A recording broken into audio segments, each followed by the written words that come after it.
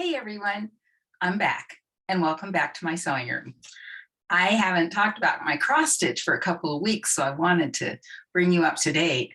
I have had so many wonderful comments on the other Flosstube videos that I made that I wanted to share because they were kind of tips and tricks and whatever. Well, you remember this frame, this stand-up frame. I do like it still, and I use it all the time, and it works perfect for my China blue design, which I'll talk more about later. But I want to tell you a couple of the tips. Some of the ladies saw that I had a hard time getting this top, well, getting all the clamps off.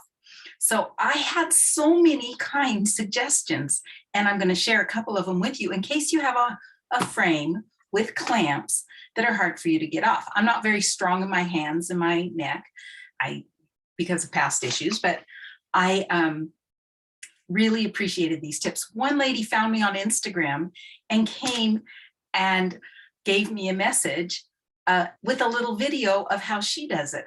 Her name is Lou2 on Instagram, but I couldn't find her again on Flosstube, and I know she's made a couple of Flosstubes.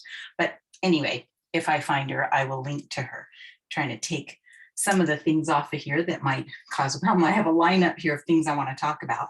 So what I was told is to put something under the floss, not under the clamp, not just that piece of fabric like I had, but something I can get a hold of. This gal puts a piece of floss or flannel longer at each end, and then she can grab it. So I had this really wide ribbon, and I thought that this would work great. So I'm just gonna stand up, and you just kind of give it a pull, and it lifts right off. Doesn't damage your fabric. Everything works really good. So if you've gotten this frame, I would say that is a great idea. Now, someone else, I know it looks hard, but it's easy. Someone else made the comment, and I'm going to show you here, to put a thick piece of ribbon or flannel. I just happen to have this quilting strip on before you put your clamp on, and put it on at the point part. And then when you're done, and I was thinking if it was long enough, you could just tie it in a ribbon up, tie it in a bow up here. But then you just get it like a handle, and you can pull it up like that. So you just need one little piece there. So that was a tip that I truly appreciate, because it's hard. She said it's hard for her to get even Q snaps or any of those off because of she has a lot of weakness in her muscles. And so she uses that tip all the time. And I just think it's a great tip. So I wanted to share that. Also, someone else said wax paper might work if you put wax paper down. I don't happen to have any, so I couldn't try that. Another person commented that she had a hard time getting down to the bottom when she was stitching on this frame. But really, don't you just move your design up when you get to the bottom? Well, I made this other little cute thing. I was taking this from room to room, from my recliner and back up here and into my bedroom. And I was having to bring along my floss with it. And I have it on a little ring, my floss. So I had these command hooks. Can you see the hook on there? And I had this button. It was a refrigerator magnet that I wasn't using. And so I put the hook onto this, the command hook sticks right onto it. And I put it on with a magnet in the back. And then I can just hook my ring on it, and it just stays with my project. Of course, right now, because I took my clamps off, it's not wanting to stay, but you get the idea. And it stays on there. And when I move it around, as long as I don't tip it, it'll fall off. But that was just a handy little thing that I came up with so that I could hook that to it. I kept trying to think of how I was going to do that. So since I'm here, I'm going to show you I have one of these ribbons on each one of the clamps. I'm going to show you my China blue, how far along I am. I would say 3/4. I don't have it in a pattern keeper that tells me how many stitches to go or whatever, but I think it's coming along, and I'm looking forward to having it. done and in its little white frame and on the wall. So that's kind of a fun thing. So I wanted to talk to you about those tips and tricks, and they were invaluable to me. Next thing I'm going to tell you is something I made. I talked about making a grime guard, and I did. I made a grime guard for this Q snap right here. And how I did it, I saw people put measurements online, but they seemed like they were pulling too much, like there wasn't enough fabric. So I went by, as someone who sewed for years and years, if you've ever made curtains, you're always told at least 1.5 times the length of your rod. So going around this 11 inches, 4 times that is 44, and then half again is 22. So I just used, being a quilter, I have these quilting rulers. This ruler is 6.5 inches across, so that's how I cut my fabric because it was easy. So I cut it 2 width of fabric 6.5, cut one of the width of fabrics in half, which made about 66 inches around. And then being 8 by 8 by 8, it's 44. So I cut my elastic half of that. I cut it at 22, but I added a few inches for extra. And it just seemed to work out perfect. And what I didn't know, what was a little bonus, is that my little floss bobbins will tuck right in there. If I'm working on this part and I just have a few, I can just tuck them right in there, and it works really good for me. So I was just real happy about that. And since I have this here, I will show you the progress I have made on my Gifts of the Sea. I'm just really pleased about it too.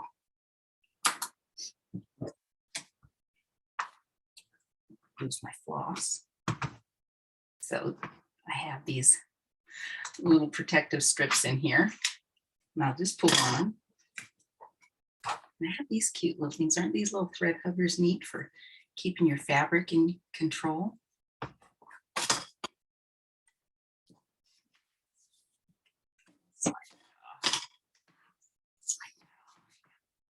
So this is how far along I am with Gifts of the Sea. I've done an X on the bottom. You can see I have a new shell there. I haven't backstitched it, but and I've got part of the seam in the middle done. And what was so fun is a couple of ladies have messaged me, one that had this same magazine that I got this out of in the 90s and had stitched it, and it's framed in on her wall. And it took her a lot of years too. She did like me. She did it a while, put it away, did it a while. And then another lady said, she said, you know, I've saved everything. I'm going to go back and look through my magazines. And she found that 1992 Cross Stitch and Country Crafts magazine. So she was getting all ready to do this. And it's kind of fun. I'm enjoying doing the middle because it's not so fiddly. Also, I've learned how to couch, which I'll probably talk about that in another video. That was kind of fun. So much nicer for doing back stitching. Okay. The next thing that I want to show you that I made is a project bag. This was so fun. I had to wait a while to get the vinyl, but I got the vinyl. I ordered it on Amazon, and I'll try to put a link down below for you. But this is, it came on this big tube. I ordered 2 yards. 2 yards was the minimum. So I'll be making a lot of project bags, I think. And other bags. I've often wanted to make little bags with vinyl, but never got around to it. But this is so handy to have. The back was fun to do, and I have another one going. I'll show you how I have it. Let me set this aside. That I just quilted this is the inside, and this will be the outside. Not pretty iris fabric. Can't tell which way it goes when I'm looking this way. But the way I did it was I had 1 inch blue tape. I taped the first piece down without stitching on the tape. I made sure I only stitched to the side at each side. And then I went the width of the foot next to it on each side. And this took about 2 hours of straight sewing and moving that, peeling that off and moving it over here and stitching on it, and then with the foot next to it. I did it this way, maybe 2 times, and this way, maybe 2 times, and this way, maybe 2 times, just to not let the fabric get out of sync because I've sewn in the same direction. But I just love that quilting pattern. Kind of a big and then a small and then a small and what have you. So that's how I did this. There's lots of tutorials for doing your zipper. To take 2 folded strips, I cut them in 2.5 inch widths, and then to sew the folded part next to your zipper on each side, and then you treat it just like a strip. Sew your vinyl to it, lay it down, baste around, and then sew your binding on it. It was fun to make. It takes a while. It's a project, but boy, do I like having this in a clean, easy to grab bag. And I used foam in the middle, flex foam, so it's very sturdy. It'll stand up on my bookcase on its own. So I really like that. Okay, one more thing was a gift I got. Oh my goodness, I was in awe. One of the ladies that watched the video, again, found me on Instagram and said she was destashing and she had kind of a few things she was wanting to get rid of, and would I accept as a gift some linen? And I was just so pleased with her generosity. Well, she sent me 3, her name is Becky, and I asked her, can I tell everyone she was, and she said, just say Becky. So I'm just going to say Becky, but Becky, I would sure love to give you more credit. Anyway, this beautiful, it's Seraphim hand-dyed fabrics, bee's knees, Lugana, 32 count, from Seraphim hand-dyed fabrics at gmail.com. But isn't this pretty? And wasn't this a nice, generous piece? And I've been wanting to make a sampler, but wasn't sure about doing the linen, but look at how beautiful this piece is. Here's a lighter one. That's kind of a rose beige. It doesn't have a name of the color, but it's so pretty. This is called Antique Lace by Seraphim, hand-dyed fabrics. It's 32 count Lugana. And it's kind of modeled, has that beautiful mottled look. And what a beautiful, anything stitched on that would no doubt be beautiful. And also this piece, she sent me 3 pieces. This is called Tobias, Lugana, non-opaque, 32 count, 18 by 26. But isn't that pretty too? And that's kind of a model. I don't think this one was. Let me look again. This is the big, beautiful piece. Oh, this one kind of has that dyed texture too. You know, I didn't even open it out all the way. And when I just glance, I don't see that. But it's got that beautiful kind of a rose tint to it. It's called the bee's knees, the color, the dye. But isn't that pretty? I do have one more thing I was going to show you, but I forgot. I told you I only had one thing that I had. I've been wanting to make some floss drops because I didn't want to just go out and buy a bunch. And so I've looked up a few YouTube videos, and I wish I could remember the one that said this, but one of them said, if you haven't got the time to make, you know, or to buy whatever, to go ahead and get Kraft tags. So I got Kraft tags. I thought at first they're a little long, but it doesn't seem to be too long in what I'm doing. And then I bought a 3/4 inch hole cutter. You can kind of see on the back the size of the hole. So it's just so easy. It has a little hole at the top already cut. Just pop out that little, you can see it has a little hole. And then I can see in the back and just push this in to however deep I want. And I pushed it in almost to the line that it has. You can see where it's going to cut. It out on the floor. But then you have a simple floss drop. Then someone had suggested on one of her videos that it's nice to have like a shoulder on each side of the hole. So I took that same one and I cut 2 on the side So it made it real easy to just lay it over and pull it through the hole. And I rounded, it was a little sharp there. I can maybe show you because I didn't really plan. I didn't plan very good showing you this. I was just so pleased with the tip. So I just kind of put it where it's right on the edge and not messing up my other hole. Brooch. And then try to match that on this side, right on the edge. And then you have this goodie. And then I just took my paper scissors and did a quick little, because that's a little sharp point right there, and just, you know, rounded it off. Let's see, sharp point, rounded it off. The only thing is I had these big rings, the 3-inch rings, and they're a little thicker, so they didn't want to go through my hole. So I just have a standard hole punch. Went straight over that hole. Of course, this isn't as easy to see as the big one, but you can kind of eyeball it.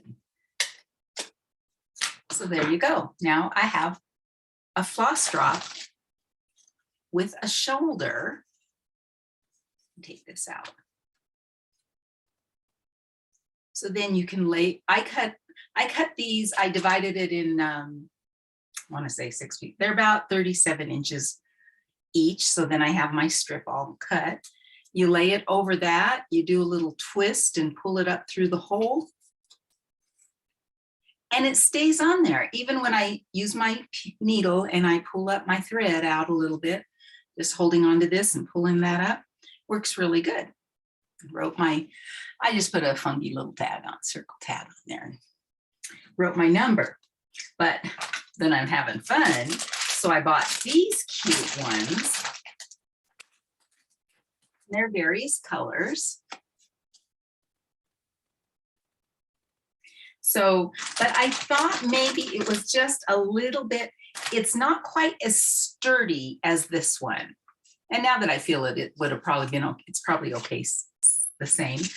I took my glue stick, rubbed it all over, and put the purple and the pink one together and just cut the hole, put a little sticker to say my color on there, and just made it like a typical floss drop. But I thought that was the niftiest, easiest thing. Thing is, though, they're a little bigger than the other ones that I bought, and so they don't like fit in a little box nicely. But I can hook them up on my wall or wherever, and I just thought that was fun. So those are the things I have here to share. I really am excited to tell you next time about the lap stand my son bought for me. Oh, it's a fun one, and I'm so happy with it. And I'll share some of I got a lot of tips about using a scroll, a wooden scroll bar. So I think that is it. If you have any questions, just leave them in the comments or suggestions. I'm always open to suggestions. And so many YouTubers have helped me that I made a list, but my list got so long and then I don't remember who did what in what list. But I will kind of link to a couple of them that I think really did help me. One that was fun. Her name is E. Colorado. Oh my goodness, I have written her down enough times you'd think I'd know her by heart. Her name is Elise. And she has a few floss tubes on, but her most recent one, I want to say it's number 9. I wasn't smart enough to write it down. She talked about how when you want to stitch, but you have other things come up, or your husband or your son or your child comes and says, oh, I need you to do this and that, and you're just so looking forward to sitting down and stitching, there's a feeling that comes over you. And so she was looking for a name for that feeling. And she got some really cute suggestions, like stitchipated, kind of like constipated, but you want to stitch, but you can't. So you're stitchipated. She said kind of like angry and hangry. Anyway, she has a list of them that people gave, and it's really fun. I made my own suggestion, but when I read the other ones, I just got a kick out of them. Mine wasn't as good, but mine was when you're cranky and you want to stitch, you stitch, and cranky, you're stinky or stinky. Anyway, it was fun talking with you, and I will talk to you more next time. Bye.